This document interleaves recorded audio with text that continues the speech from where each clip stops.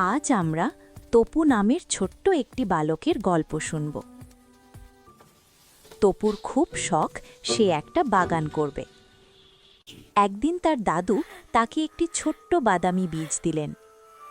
দাদু বললেন, তপু, এটা তোমার জাদুর বীজ, একে যত্ন করলে তুমি দারুণ একটা উপহার পাবে। তপু খুব খুশি হয়ে বীজটি মাটিতে পুঁতে দিল এবং তাতে জল দিল।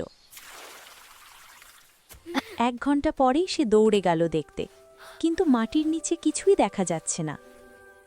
পরদিন সকালে ঘুম থেকে উঠেই সে আবার বাগানে গেল, কোনো গাছ নেই।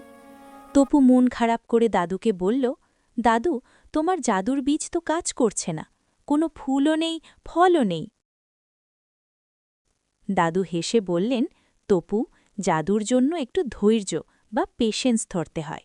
তুমি শুধু প্রতিদিন নিয়ম করে জল দাও আর সূর্যের আলোর অপেক্ষা করো। জাদুর সময় এখনো হয়নি।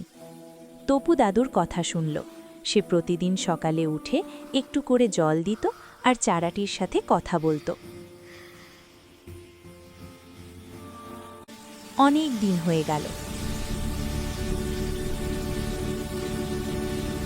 হঠাৎ একদিন সকালে তপু দেখল মাটি ফুঁড়ে ছোট্ট দুটি সবুজ পাতা উকি দিচ্ছে। তপু খুশিতে লাফিয়ে উঠল। ধীরে ধীরে সেই চারাটি বড় হল